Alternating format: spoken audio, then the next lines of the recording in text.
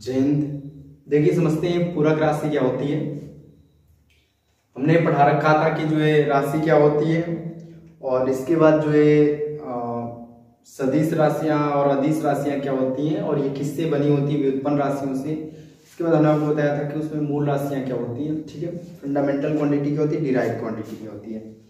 आज हम लोग डिस्कस करेंगे सप्लीमेंट्री क्वांटिटी क्या होती है, जिसको हम लोग पूरक राशि कहते हैं। पूरक राशि देखिए जो एक एंगल होता है, कोण जिसको हम लोग कहते हैं, ठीक है।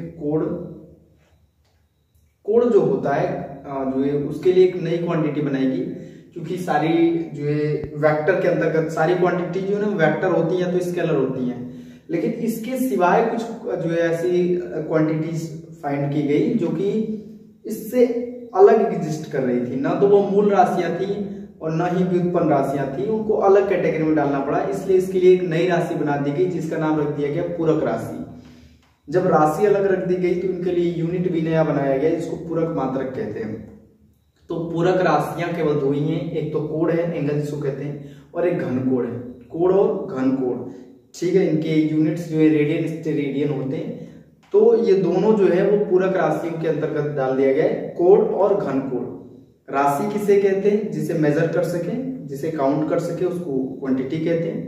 दो टाइप की है, फंडामेंटल, डिराइव। फंडामेंटल कुल 7 है और डिराइव तो इनफाइनाइट है, गिन नहीं सकते। तो डिराइव को हमने दो पार्ट्स में डिवाइड किया, एक तो वेक्टर है और एक स्केलर। स्केलर जो होते हैं सारे के सारे जितने भी फंडामेंटल क्वांटिटी होती है सबकी सब स्केलर होती है, वो भी स्केलर से ही बनी है। और इसके बाद एक ऐसी होती है वेक्टर क्वांटिटी, पहचानने का तरीका सब कुछ बताया गया था। आज हम लोग डिस्कस करते हैं कि जो पूरक राशियां क्या होती हैं। तो हमने बताया कि दो ही पूरक राशि हैं, एक तो कोण है और एक घन कोण है। ये दोनों की दोनों पूरक राशियां हैं, कोण और घन कोण पूरक राशि हैं, ठीक है। ध्यान समझते हैं।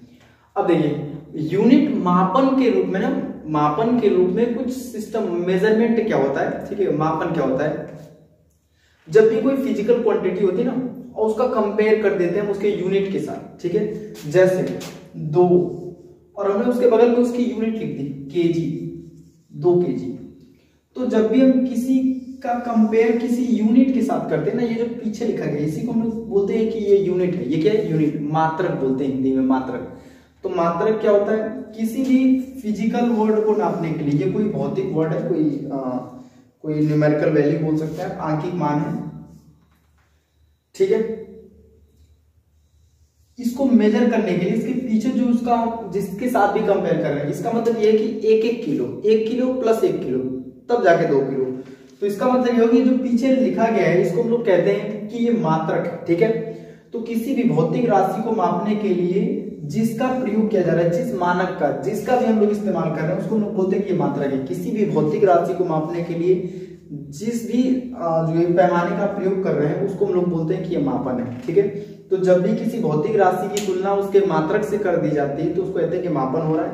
मापन तब होता है जब फिजिकल क्वांटिटी की हम लोग कंपेयर किया जाता है। ध्यान से समझें, किसी भी भौतिक राशि की तुलना जब उसके मात्रक से करते हैं तो कहलाता है कि मापन हो गया। भौतिक राशि की तुलना उसके मापन से, मात्रक से करेंगे तो कहलाएगा कि मापन। जैसे अभी हमने यहाँ 2 लिखा तो अभी पता नहीं कि हम मापन कर रहे हैं, लेकिन जब हमने इसके पीछे में किलोग्राम लिख दिया तो हमको समझ आया कि नहीं 2 किलो वजन मतलब किसी वस्तु को तोल दिया गया। तो जब भी उसके मात्रक से कंपेयर करते हैं तो कहलाता है कि मेजरमेंट हो गया, ठीक है। तो मापन के लिए जो है कुछ साइंटिस्ट लोगों ने कुछ मेथड जो है बनाए, क्योंकि मापन सभी जगह तो अलग अलग चलते हैं। तो एक ऐसा सिस्टम है जिसको हम लोग बोलते हैं MKS, ठीक है। तो MKS एक सिस्टम है, पद्धति है। इसको हम लोग बोलते हैं मीटर किलोग्राम सेकेंड, ठीक है। M से क्या है, मीटर, तो मीटर किलोग्राम सेकेंड। MKS का पूरा नाम क्या होता है, मीटर किलोग्राम सेकेंड, ठीक है। इसमें लेंथ को किस में मापेंगे, मीटर के रूप में।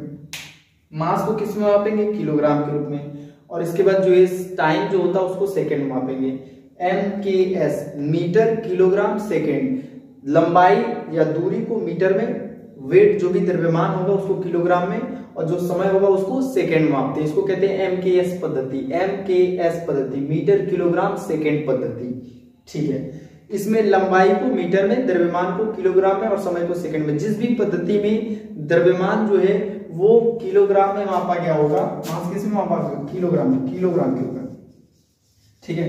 तो किलोग्राम का हम लोग जब भी इस्तेमाल करेंगे किलोग्राम, और इस टाइम के लिए सेकेंड का प्रयोग करेंगे, जब भी हम लोग इसका प्रयोग करते हैं तो समझ जाए आप कि जो है metre kilogram second MKS system का इस्तेमाल हो। कभी कभी आप यूनिट देखोगे मीटर का प्रयोग करता है, 10 मीटर 20 मीटर, तो समझ जाए एमकेएस पद्धति। यहाँ हमने पीछे किलो लिखा है, तो ये भी किस पद्धति में है, ये एमकेएस पद्धति में एक्चुअल में।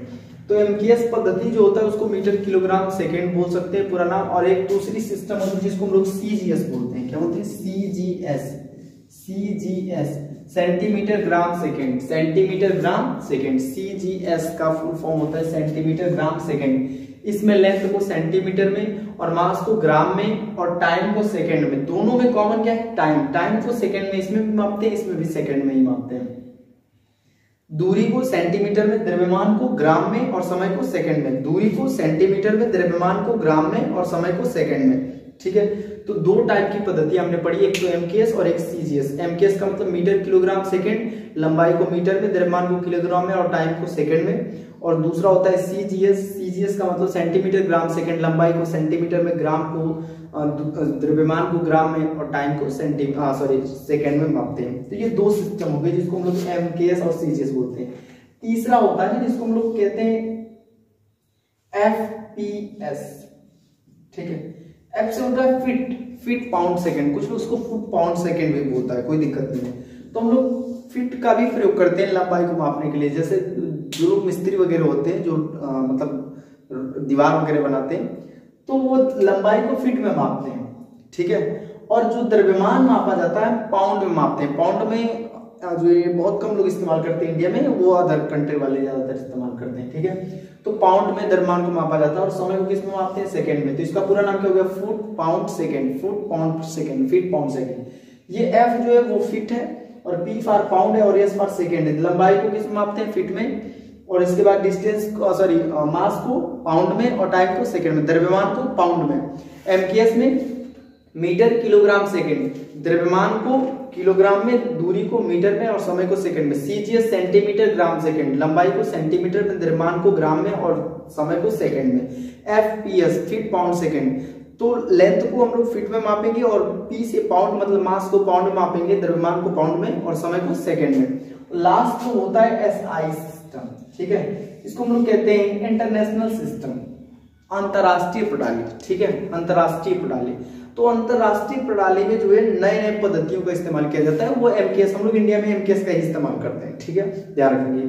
तो ये इंटरनेशनल सिस्टम है, 4 पद्धतियां कुल बनी थी। नंबर 1 एमकेएस, नंबर 2 सीजीएस और नंबर 3 एफपीएस और एसआई, मीटर किलोग्राम सेकेंड। इस तरह से सारे सिस्टम होता है। अब कोई अगर आपको जो यूनिट दे दे और कुछ लिख दे, डेटा लिख दे, जैसे मैंने लिख दिया 4 पाउंड, आपसे पूछिए किस पद्धति में, आप तुरंत समझ जाएंगे कि ये एफपीएस पद्धति में, क्योंकि इसने पाउंड का प्रयोग किया।